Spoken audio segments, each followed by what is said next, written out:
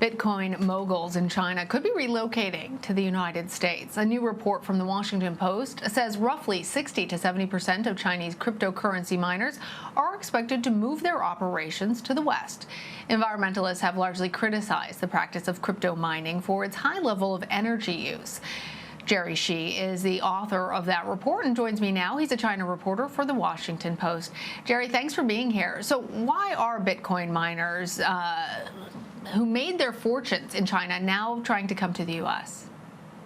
Sure. It's the reason simply is that we're seeing an unprecedented crackdown by the Chinese government on cryptocurrency in just the last couple of weeks. Now, for the last couple of years, there's been quite a lot of uncertainty about how the Chinese government views this newfangled sector. And for the most part, we've seen this explosion in mining in China, largely because electricity there is so cheap, with this glut of cheap coal and cheap hydropower. And so at one point, we've had 75% of all the Bitcoin mining that was happening in the world happening in these large-scale industrial mines in China. And if you add all of that mining activity together, Chinese researchers were estimating that the amount of electricity that was being consumed by all of these mines put together could equal or surpass the nation of Italy by 2024. And so obviously there's been a lot of concerns about the electricity use that this industry consumes in China. The government, of course, wants to show that it is being serious about its carbon neutrality goals.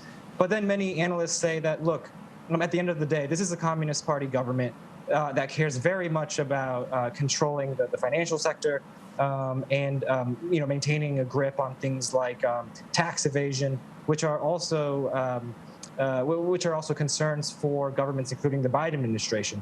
And so you put all that together, and we've seen this crackdown in the last couple of months, where one province after another in China are banning crypto mining, and we've seen the Chinese authorities even arrest people for cryptocurrency-related crimes. So that explains why many of these crypto miners are coming, and it's really interesting because as you opened your article, you start thinking, wow, this is really not maybe the image that we necessarily have in our head, with that first example having 300,000 computers all going simultaneously to try and mine these bitcoins. But I'm wondering, Gerry, as they're trying to come to the United States, which states are they really targeting, and why?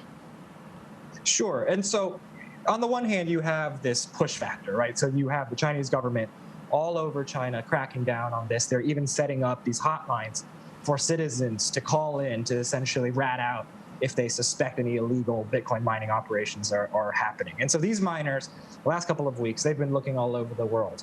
Actually, this has been going on the last couple of months. They have considered maybe moving their computers.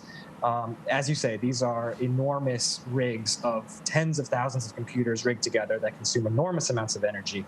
And they've been considering, do we put this in Russia? Do we put this in Central Asia? Do we put these computers in Latin America, Southeast Asia? Where can we go that would have A, sort of cheap electricity, and B, that would have a relatively stable environment? And at the end of the day, many of them are realizing that, yes, the United States, it might have electricity prices that are, they estimate, about 6 times higher than in China.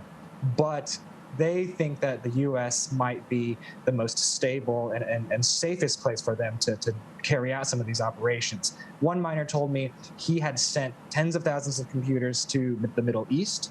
His colleagues had sent a similar number to Russia. In each of those cases, whether it was corrupt police or other factors of uncertainty where they suddenly saw their machines confiscated or taken away, and they're betting that, well, at least America might provide a semblance of a more sort of stable business environment for them to do this type of work.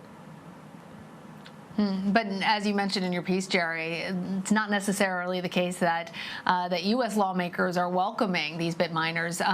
You point out the case in New York State that lawmakers there are considering legislation that would actually ban new Bitcoin mining and carbon-producing power plants. What is the status of that type of legislation? Yeah, so right now we're seeing sort of a patchwork of regulation across the states. So, you were asking earlier, what are exactly the locations these miners are considering? I spoke to some who were thinking about places like West Texas. Other people are talking about places like South Dakota, Tennessee, upstate New York. But of course, the regulations in each of these places, we've seen a huge variety. So currently there is a dispute in upstate New York between private equity investors who took over a former power plant, and they've essentially turned this power plant into a Bitcoin mine worth tens of millions of dollars. And this has generated a dispute between the local Sierra Club and other community members and the investors, which has led to discussion in the New York State legislature about whether they should begin to put a tighter control on these types of Bitcoin operations. We've seen local communities in Missoula, Montana, for example, also pass laws.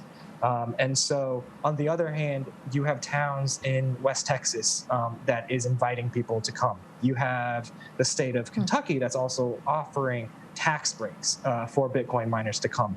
And so, whether that sort of gets smoothed out between the various jurisdictions, that's probably going to take a while to shake out. And of course, the biggest question, right, is sort of what we're going to see from the Biden administration at the federal level. Yeah, I was just going to ask you what the White House actually, what they feel about Bitcoin mining. Have they taken a stance on this migration of miners? For now, I would say it's too early to say. We know that the Treasury Department, we know that the IRS and other government agencies have been briefing the Biden administration on sort of, what are some of the issues at play here. We have heard from the likes of Senator Elizabeth Warren, who has called on the administration to sort of take a tougher tack. We do know, of course, that President Biden has publicly laid out sort of climate change as one of his big sort of policy agenda items. And so you would think that this administration might take a slightly tougher tack if you were to consider the enormous energy use that this industry sort of churns through.